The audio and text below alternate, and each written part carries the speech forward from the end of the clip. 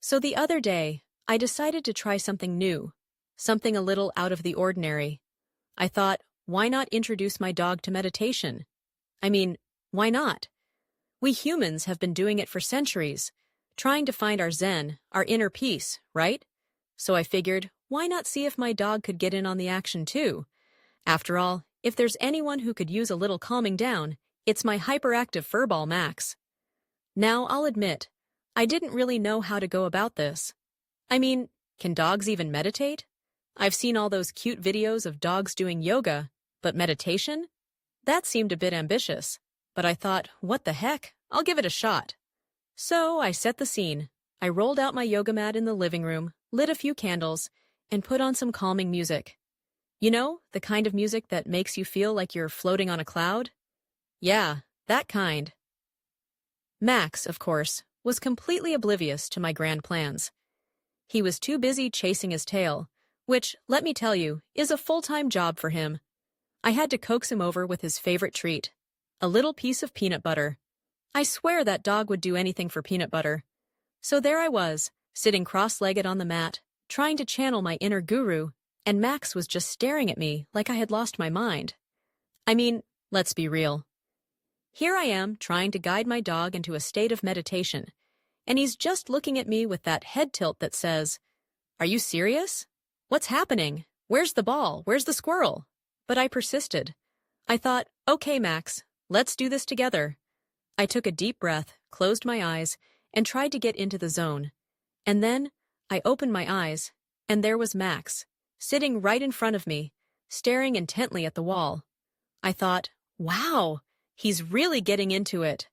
But then I realized he was just watching a fly buzzing around. So I tried again.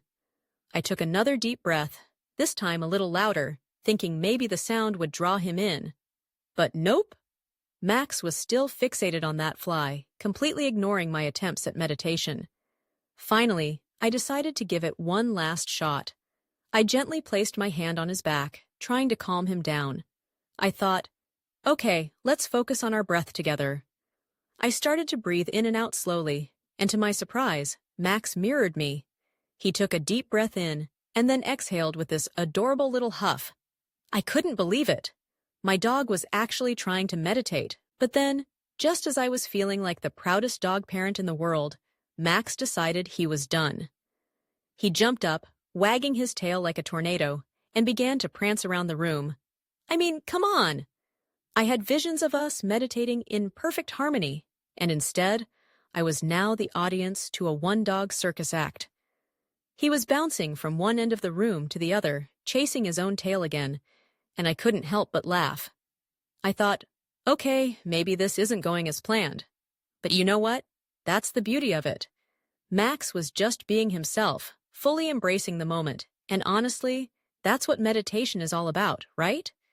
It's about being present, being in the now, and enjoying the little things, even if those little things involve a dog with a serious case of the zoomies. So, I decided to roll with it. I joined him in his antics, and we turned the living room into our own little dance party. I was twirling around, and he was leaping in the air, and for a moment I thought, this is our version of meditation. We were just two beings, enjoying life, and I realized that maybe Max didn't need to sit still and breathe deeply like I did. His meditation was in the joy of play, in the freedom of being a dog. And then it hit me. Maybe we're all a little like Max. We think we need to sit in silence, cross-legged and serious, to find our peace. But sometimes, our peace comes from the chaos, from the laughter, from the moments that make us feel alive. I mean, how many of us have tried to sit still in a yoga class only to find our minds racing a mile a minute? Or how about when you're trying to meditate and your phone goes off, or the neighbor's dog starts barking? It's like the universe is conspiring to keep us from that inner calm. So, I decided that in our own way, Max and I had meditated together that day. It wasn't the serene, peaceful experience I had envisioned, but it was perfect in its own right. I learned that meditation doesn't have to look a certain way. It can be silly, chaotic, and full of laughter. It can be about embracing the moment, just like Max does every single day. By the end of the day, I was exhausted. But my heart was full. I snuggled up with Max on the couch, and as he dozed off, I realized that sometimes the best kind of meditation is simply being with those we love, letting go of expectations, and finding joy in the little things, like a dog chasing his tail or a spontaneous dance party in the living room. So, here's to Max, my little meditation guru, who taught me that peace can be found in the most unexpected places, even if it comes with a side of silliness and a whole lot of love.